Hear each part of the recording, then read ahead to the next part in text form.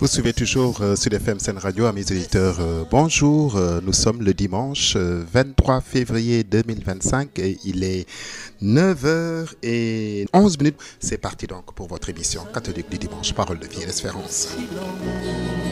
Parole de vie et d'espérance, amis auditeurs, en ce 7e dimanche du temps ordinaire de l'année C.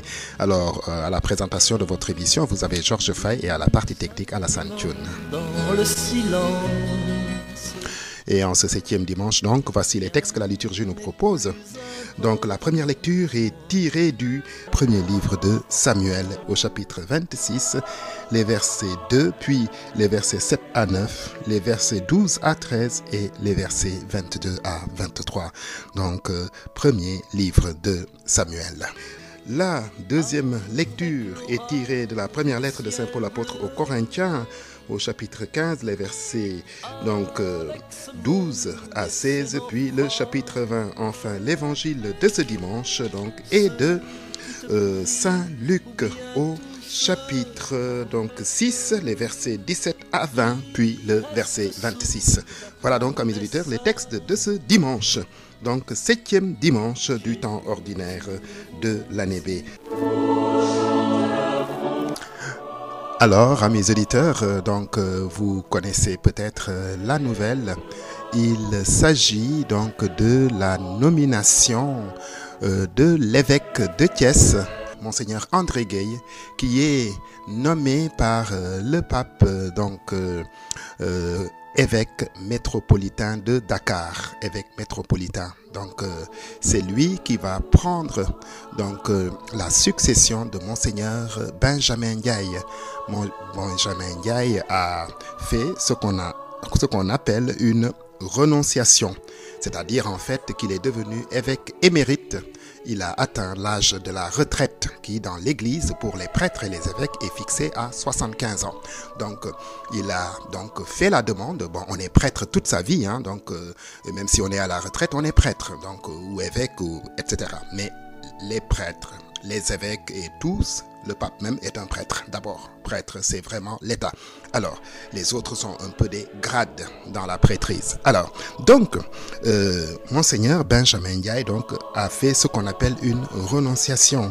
Et il est maintenant évêque émérite, comme l'avait été le cardinal Théodore Adrien Sarr, qui lui aussi était parti à la retraite. Donc, c'est l'évêque de Thiès, l'actuel évêque de Thiès et de Saint-Louis, puisque depuis le décès de l'évêque de Saint-Louis, il n'y a pas eu d'autre évêque à Saint-Louis. Donc, c'est l'évêque de Thiès qui administrait le diocèse de Saint-Louis. Et cet évêque de Thiès, Monseigneur André Gueye, a été nommé par le pape comme évêque métropolitain de Dakar. Il devient le nouvel archevêque de Dakar. Et ainsi le Saint-Père a accepté la renonciation à la gouvernance pastorale de l'archidiocèse métropolitain de Dakar au Sénégal. Son Excellence Benjamin Ndiaye. Alors, le Saint-Père, dans la foulée, a nommé archevêque métropolitain de Dakar, son Excellence André Gueye, jusqu'à présent évêque de Thiès et administrateur apostolique de Saint-Louis du Sénégal. Alors, qui est Monseigneur André Gueye? Eh bien, il est né le 6 janvier 1967, à Palo Yunga, c'est près du Morolan à Thiès. Il a fait ses études philosophiques, bien sûr, au grand séminaire de Sébikotane de Dakar et au séminaire de Brin à Ziguinchor. Il a étudié la théologie à l'université pontificale urbanienne de Rome et il a été ordonné prêtre le 27 juin 1992 dans la cathédrale de Thiès. Il a occupé les fonctions suivantes: vicaire paroissial à la paroisse Sainte-Croix à Bombay, vicaire paroissial à la paroisse cathédrale Sainte-Anne de Thiès, curé de la paroisse Sainte-Croix de Bombay, professeur de philosophie au grand séminaire Saint-Jean-Marie Vianney de Brin dans le diocèse de Ziguinchor, élu évêque de Thiès le 18 janvier 2013. Il est consacré le 25 mai 2013 à Thiès. Depuis le 12 janvier 2023, il est aussi administrateur apostolique de Saint-Louis au Sénégal. Alors, nous adressons nos vœux de réussite et toutes nos prières à son Excellence Monseigneur André Gueye dans sa nouvelle mission et pour Monseigneur Benjamin Ndiaye pour tous les services rendus à l'Église du Christ. Et dans l'espérance donc d'accueillir d'autres évêques pour nos diocèses, parce qu'il faudra un évêque à Thiès et certainement à Saint-Louis. Donc, nous continuons cette prière demandée au Seigneur, n'est-ce pas, de nous donner ces pasteurs, donc selon le cœur de Dieu. Donc voilà, bienvenue à Monseigneur.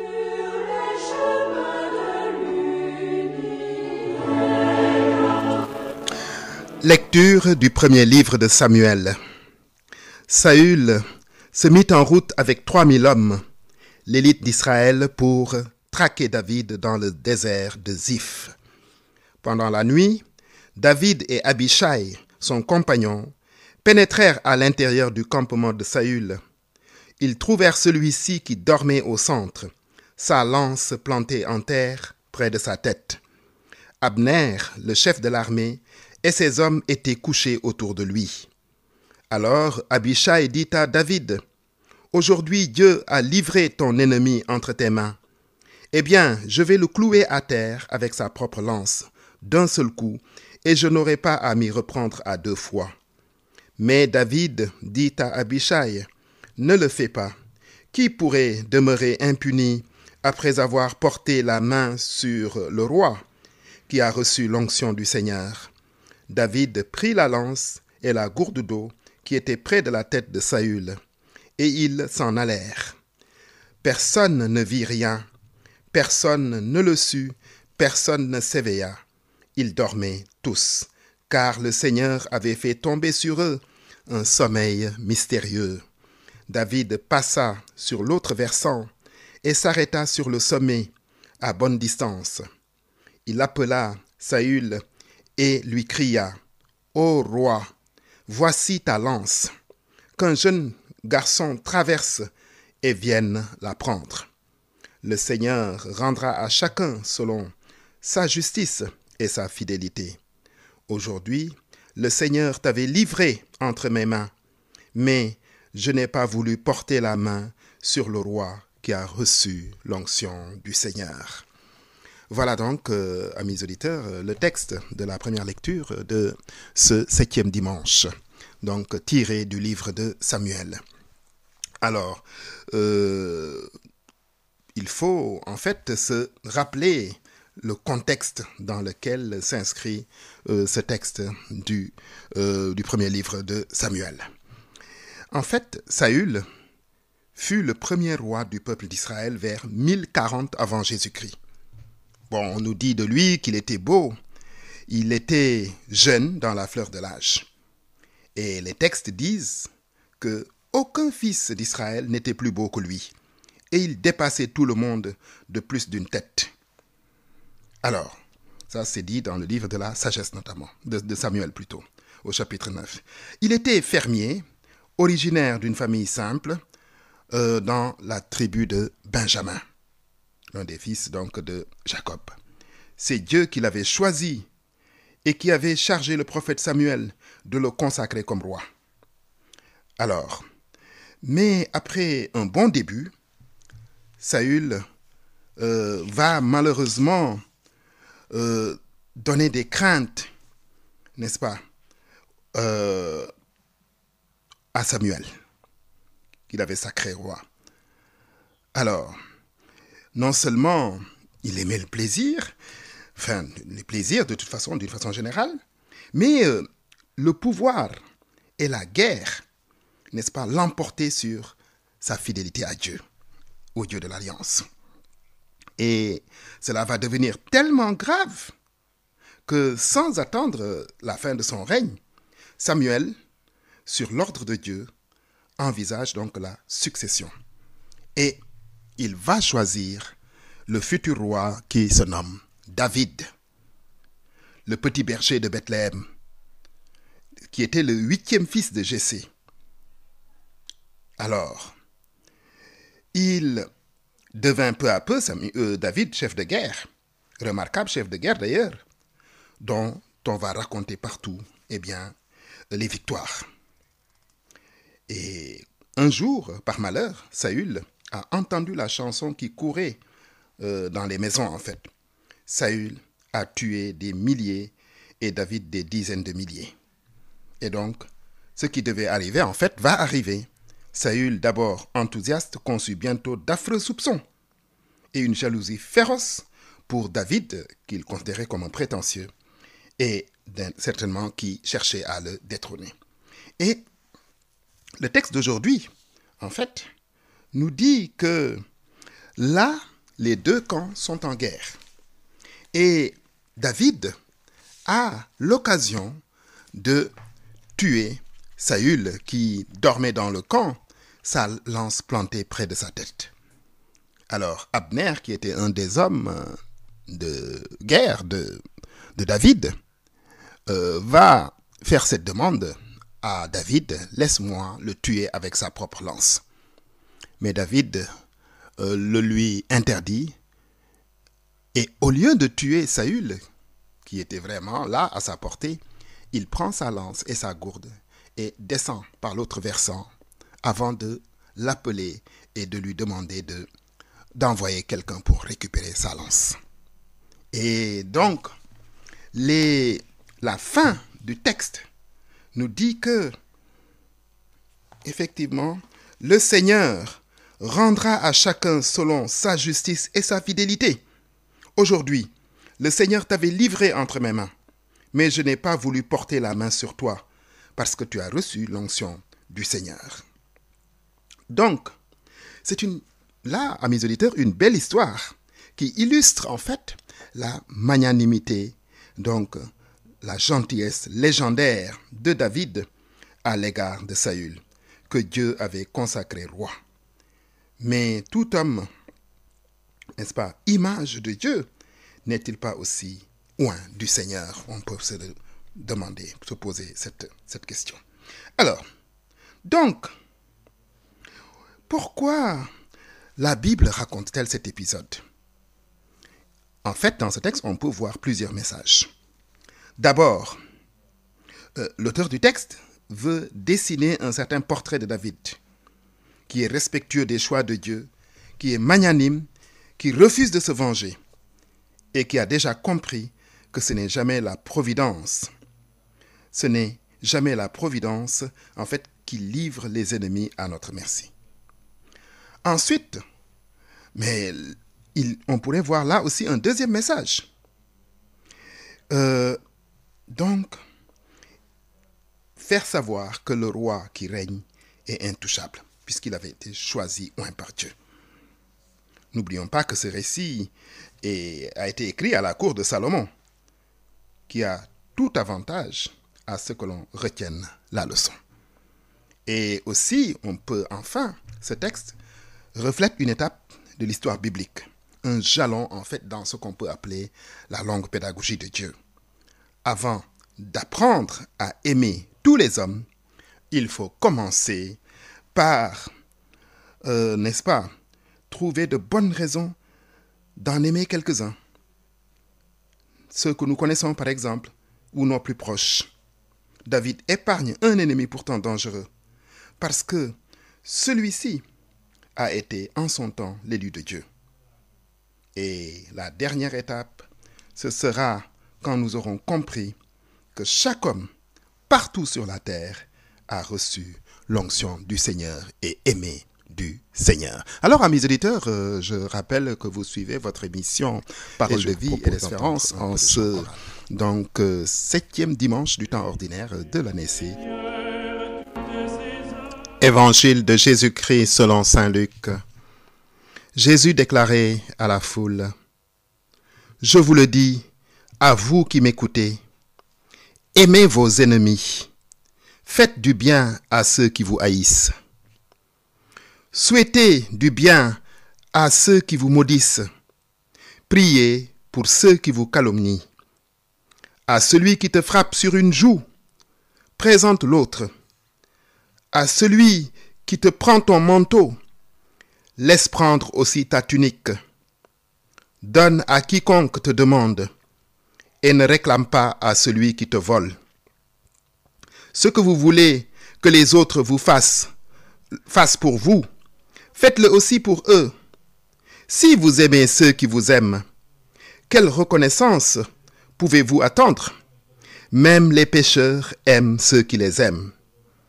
Si vous faites du bien à ceux qui vous en font, quelle reconnaissance pouvez-vous attendre? Même les pécheurs en font autant. Si vous prêtez quand vous êtes sûr qu'on vous rendra, quelle reconnaissance pouvez-vous attendre? Même les pécheurs prêtent aux pécheurs pour qu'on leur rende l'équivalent. Au contraire, aimez vos ennemis, faites du bien et prêtez sans rien espérer en retour. Alors, votre récompense sera grande et vous serez les fils du Dieu très haut, car il est bon, lui, pour les ingrats et les méchants. Soyez miséricordieux, comme votre Père est miséricordieux. Ne jugez pas, et vous ne serez pas jugés. Ne condamnez pas, et vous ne serez pas condamnés. Pardonnez, et vous serez pardonnés. Donnez, et vous recevrez une mesure bien pleine, tassée, secouée, débordante, qui sera versée dans votre tablier. Car la mesure dont vous vous servez pour les autres servira aussi pour vous. Voilà donc, amis auditeurs, la page d'évangile que, la liturgie nous propose en ce 7e dimanche du temps ordinaire. Une page d'évangile déroutante, véritablement. Et on se demande, mais ce que Jésus demande ici, qui peut le faire? Vous voyez? Alors, vous vous souvenez, quand il disait lui-même, effectivement, qu'il sera plus facile à un chameau de passer par les trous de l'aiguille qu'à un riche d'entrer au paradis. Les disciples se disaient, oui, mais alors qui peut être sauvé? Alors, si c'est ça la condition du salut, si ce sont là les conditions du salut, mais on peut se demander, oui, mais qui peut être sauvé? Pour dire les choses en clair, alors, qui peut aller au paradis? Et on se dit, mais ce Jésus, il vivait peut-être dans un autre monde, en tout cas, qui est totalement différent du monde dans lequel nous vivons aujourd'hui. Parce qu'il nous dit exactement le contraire de ce que nous faisons habituellement. Parce qu'il dit, aimez vos ennemis. Mais on se dit, mais comment aimer un ennemi? Comment aimer un ennemi? L'ennemi, c'est celui qui nous veut du mal, qui veut notre perte, généralement. Comment aimer quelqu'un comme ça? Comment, n'est-ce pas, souhaiter du bien à ceux qui nous maudissent et qui nous calomnient? Comment tendre l'autre joue lorsqu'on nous a giflé sur une? Comment, n'est-ce pas, laisser au voleur ce qu'il nous a volé? Comment comprendre qu'un voleur s'introduise chez nous, nous vole, qu'on le rattrape et qu'on lui dit, écoutez, c'est bien, vas-y, je te donne ce que tu m'as volé. Comment? Voilà. Et Jésus nous demande en fait d'être miséricordieux comme notre Père, Dieu le Père, est miséricordieux. Soyez miséricordieux comme votre Père est miséricordieux. Si vous l'êtes, alors vous serez les fils du Dieu très haut. Car Dieu, en fait, il est bon pour les ingrats et les méchants.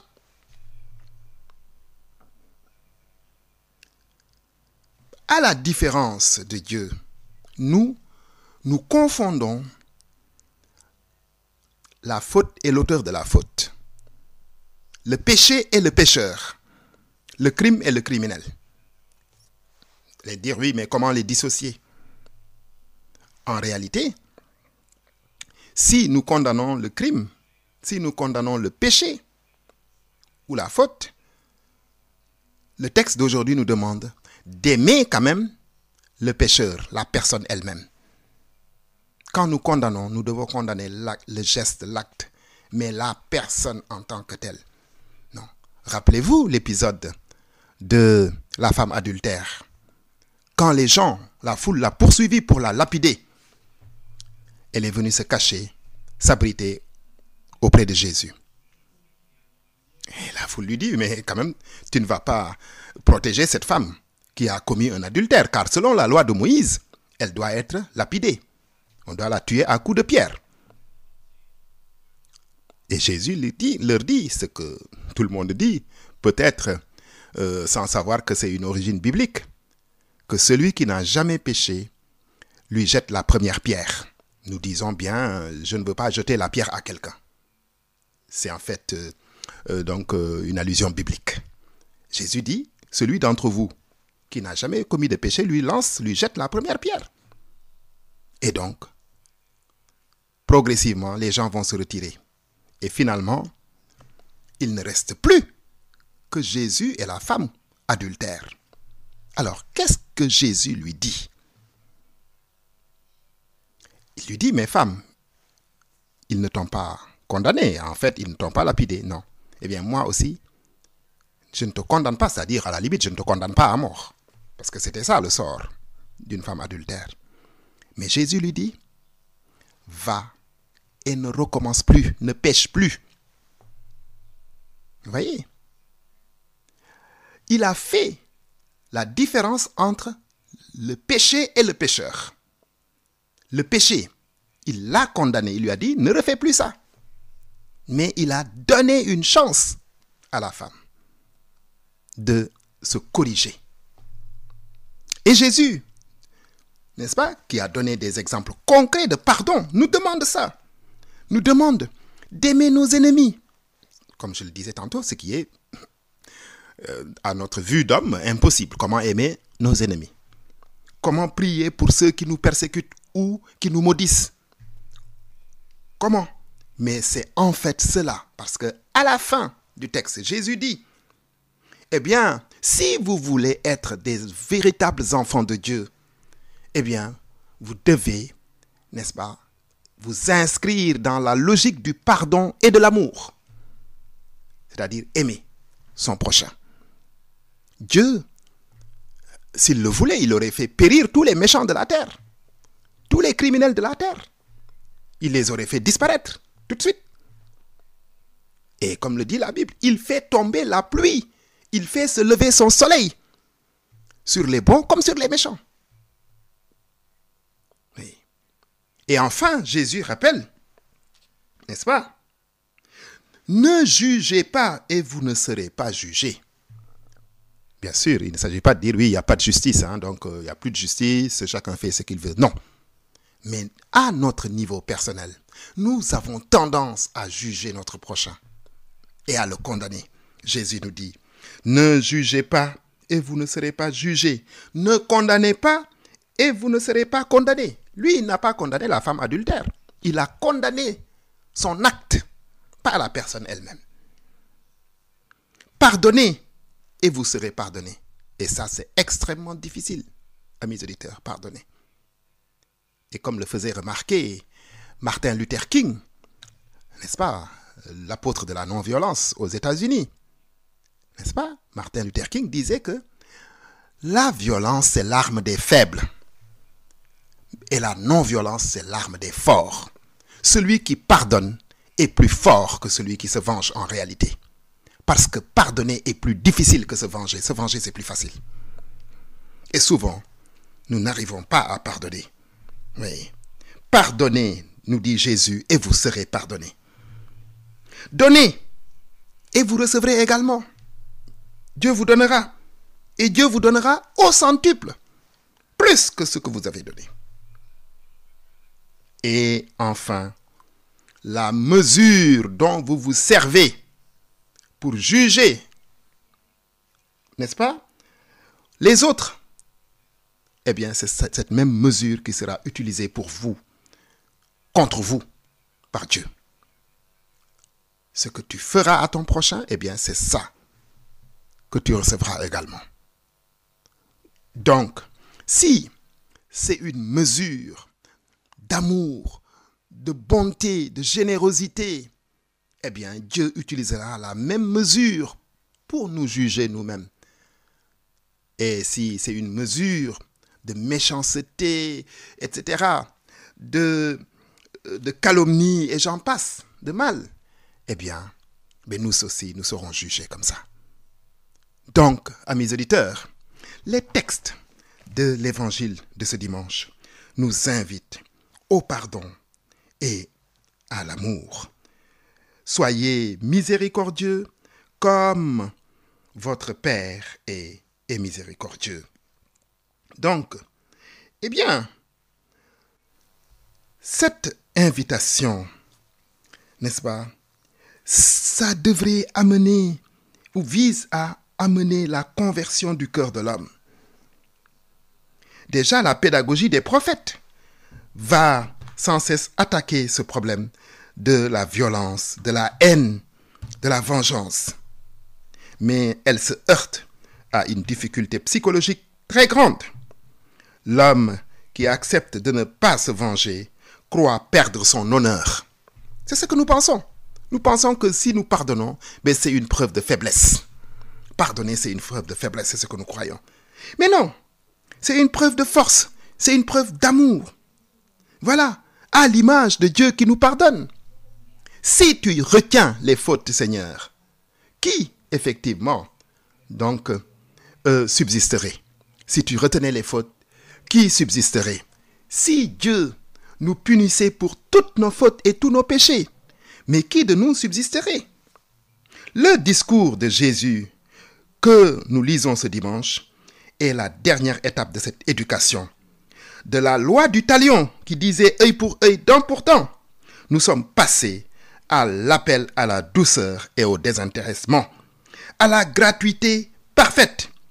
Lui, Jésus, insiste par 2 fois, au début et à la fin. Il dit, aimez vos ennemis, faites du bien à ceux qui vous haïssent. Aimez vos ennemis, faites du bien et prêtez sans rien espérer de retour. Du coup, la finale nous surprend un peu, la finale de cet évangile. Jusqu'ici, si ce n'est pas facile, au moins c'est logique. Dieu est miséricordieux et nous invite à l'imiter. Et voilà que les dernières lignes semblent changer de ton. Ne jugez pas et vous ne serez pas jugés. Ne condamnez pas et vous ne serez pas condamnés. Pardonnez et vous serez pardonnés. Donnez et l'on vous donnera. C'est une mesure bien pleine, tassée, secouée, débordante, qui sera versée dans le pan de votre vêtement, dans votre tablier. Car la mesure dont vous vous servirez pour les autres, servira de mesure aussi pour vous. Et on pourrait dire, à bon entendeur, salut. Donc, voilà le message de l'évangile de ce dimanche, amis auditeurs.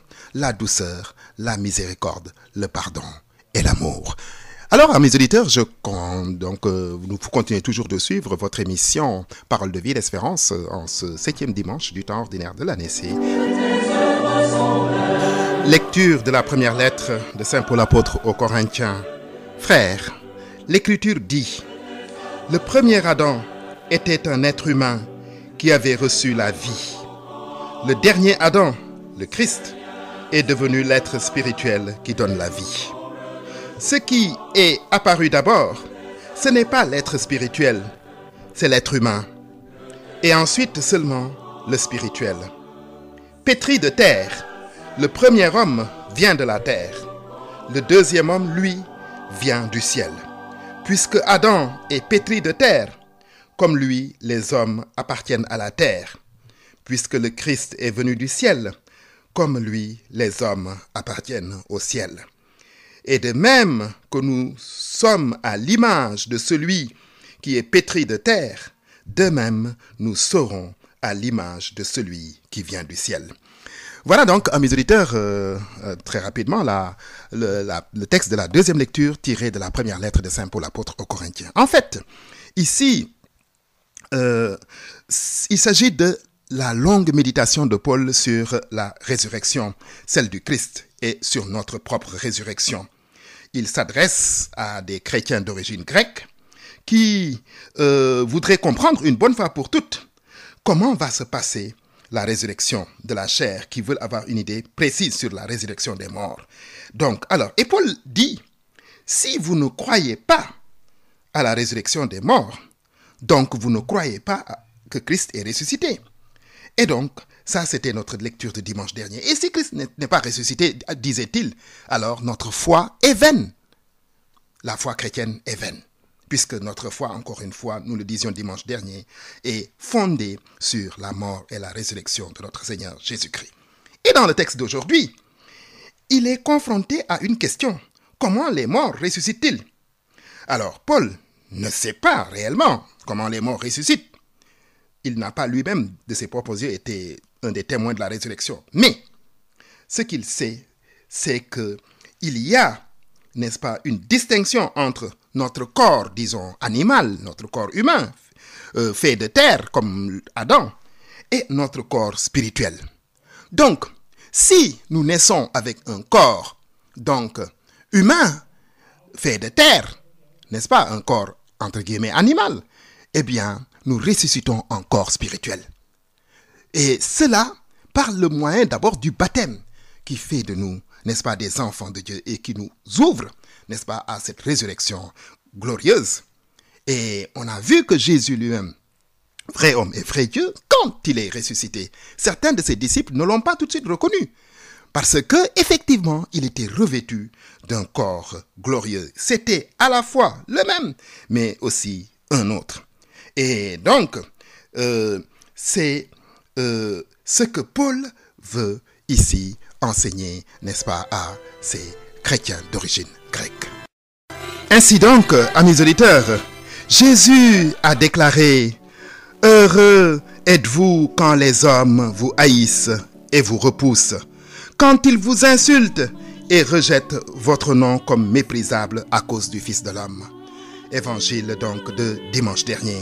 Ceux qui partagent maintenant le sort que le Christ a connu recevront une récompense semblable à la sienne. Ce qu'il a dit sur l'amour des ennemis et le devoir de rendre le bien pour le mal. Quand on nous fait le mal, on rend le bien. Eh bien, ce qu'il dit, la prière pour ceux qui nous persécutent, la miséricorde, en un mot, sur l'amour est sans limite et donc au-delà de toute morale. Les sentences de l'évangile de ce dimanche n'ont rien de commun avec l'apologie d'un pacifisme qui mettrait en danger la paix, la justice, la liberté des opprimés dans ce monde. Jésus ne fait pas cette apologie, ne dit pas oui, donc que les méchants continuent à faire le mal sans que vous réagissiez. Non, ce n'est pas ce qu'il dit. Non, elle ne préconise nullement l'inaction, les paroles de Jésus, la passivité ou encore le fatalisme face à des situations inacceptables. Non, on en, n'est-ce pas, détournerait totalement le sens en les utilisant volontairement ou non comme des alibis pour s'abstenir d'intervenir ou pour prêcher la résignation. Ce n'est pas en fait ce que nous dit le Christ. En fait, il veut tout simplement nous montrer qu'en tout homme, singulièrement celui qui souffre, le croyant reconnaît l'image de Dieu et du Christ. Être spirituel qui donne la vie, le Seigneur garantit que nous serons lors de la résurrection à l'image de celui qui vient du ciel. Il montre comment agir dès aujourd'hui dans l'espérance de cet avenir promis. Ainsi donc, amis auditeurs, c'est bien fini. C'était votre émission catholique du dimanche sur Sud FM, Parole de vie et d'espérance, avec aujourd'hui à la présentation Georges Faye et à la partie technique Alassane Thioune. Merci pour votre aimable écoute et à bientôt sur cette même antenne.